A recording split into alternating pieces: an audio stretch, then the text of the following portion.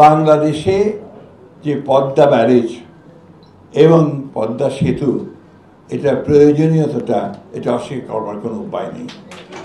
একই সঙ্গে যে জেলাগুলো আপনার এফেক্টেড, যে মানুষেরা এই সেতু বা ব্যারেজের জন্যে আপনার অপেক্ষা করছে, তাদের প্রয়োজনটা এটা আমরা এখানে উপলব্ধি করেছি।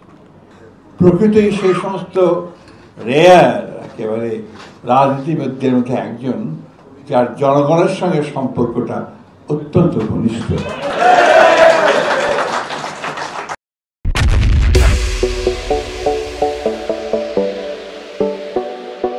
চতুর্থত তাকে জানি যে সে একজন অত্যন্ত ভালো সংগঠক।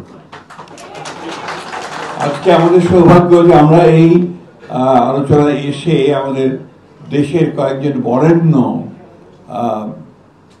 মানে বিশেষজ্ঞ, অর্থনীতিবিদ এবং আপনার সমাজবিদ, তাদের সঙ্গে আমরা এখানে তাদের কথা শোনার সৌভাগ্য আমাদের হয়েছে।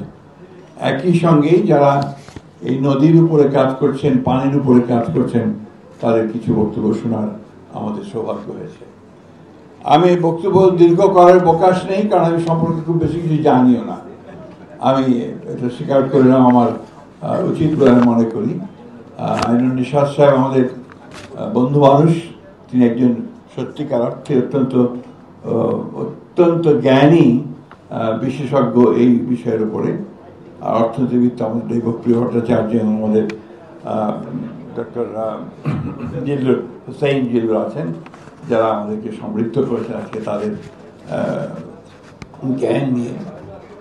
প্রকৃতপক্ষে যে জিনিসটা আপনার উঠে এসেছে আলোচনার মধ্যে দিয়ে, সেটা হচ্ছে যে বাংলাদেশে যে পদ্মা ব্যারেজ এবং পদ্মা সেতু এটা প্রয়োজনীয়তাটা এটা অস্বীকার করবার কোনো উপায় নেই।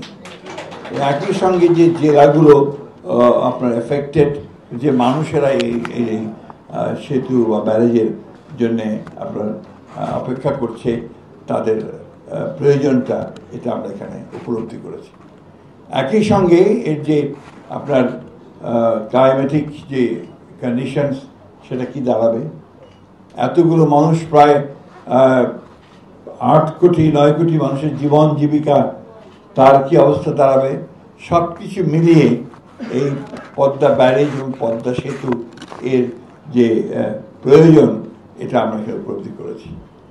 একই সঙ্গে আমরা এটা উপলব্ধি করতে সক্ষম হয়েছি যে দীর্ঘকাল প্রায় 7 বারের প্রায় এটা ফিজিবিলিটি স্টাডি হয়েছে, এর উপরে আলোচনা স্টাডি হয়েছে, কিন্তু দুর্ভাগ্যক্রমে এখন পর্যন্ত আমরা এটা ঠিক একটা ডিসাইসিভ কোনো জায়গায় আসতে পারি। For more updates, follow us on Facebook, subscribe our YouTube channel, get the latest update on www.daily-sun.com.